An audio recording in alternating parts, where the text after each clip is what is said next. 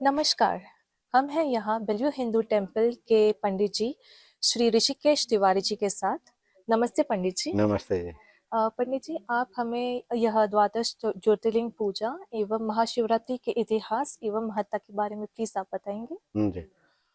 नमस्ते अस्तु भगवान विश्वेश्वराय महादेवाय त्र्यंबकाय त्रिपुरांतकाय त्रिकाग्निकालाय कालाग्निरुद्राय नीलकंठाय मृत्युंजयाय सर्वेश्वराय सदाशिवाय श्रीमन महादेवाय नमः।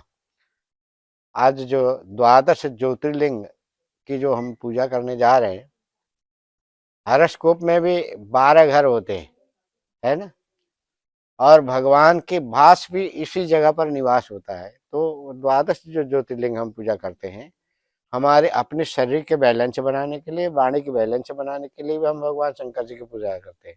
सौराष्ट्र सोमनाथम, जैसे कि हम सौराष्ट्र में सोमनाथ जी की उत्पत्ति हुई, तो इसी तरह काशी में विश्वनाथ जी हुई। तो हर जगह पर भगवान स्थापित हुई है। तो इसके लिए कि मनुष्य जो हर तरह से कष्ट दुखी तो होंगे, उनकी सारे समस्याओं को हल करने के लिए भगवान शंकर जी ने 12 स्थान पर प्रकट हुए और सबकी इच्छाओं को पूर्ण किया, सारे लोगों के कष्ट को दूर किया।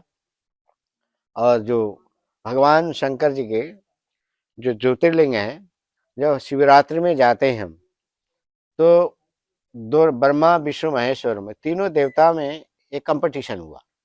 उन्होंने कहा कि हम बड़े हैं। उन्होंने कहा, ब्रह्मा जी ने कहा हम बड़े हैं, विष्णु ने कहा हम बड़े हैं, और शिव जी ने कहा हम बड़े। तो जो पाताल में जाकर के शिवलिंग को पता करके आएगा कि शिवलिंग कहाँ तक है, उसे वही बड़ा है। तो ब्रह्मा जी गए पाताल तक, नीचे तक गए, लेकिन वो भगवान शिव की लिंग जो है नीचे तक पाताल पाताल जाते जाते गए। तो फिर विष्णु जी भी गए। तो विष्णु जी ने कहा कि मुझे तो पता नहीं चला कि भगवान शिव जी कहाँ तक है। ब्रह्मा जी ने कहा हमको पता लग गया कहाँ तक है शिवलिंग। थोड़ा सा झूठ बोल दिया ब्रह्मा जी, इसलिए जो 5 मुंह था ब्रह्मा जी का वो कट गया, है ना, इसलिए 4 मुंह हो गया। तो झूठ बोलने के कारण यही हुआ था। और उन्होंने एक साथ लिया किसका, गाय का, एक केती की फूल।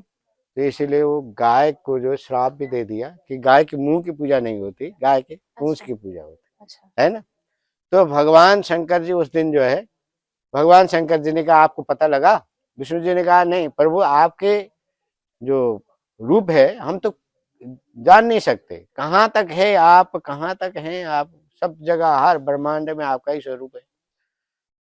तो भगवान विष्णु ने कहा कि हम क्या करें, आप आप चिंता मत करिए। अब कल जो है हमारा महाशिवरात्रि का दिन आ रहा है, इसमें हम सोमनाथ का जो ज्योतिर्लिंग है वहां प्रकट हुए, है ना। सोमनाथ की तो बहुत बड़ी कहानी है, आप लोगों को तो पता है। चंद्रमा को शराप लगा था, है ना, क्षय रोग हो गया था। तो उन्होंने तपस्या करके जो किया, तो फिर भगवान शंकर जी ने उनको वरदान दिया। भगवान शुक्राचार्य जी ने उनको मंत्र दिया, महामृत्युंजय का जाप किया, फिर चंद्रमा का क्षय रोग खत्म हो गया।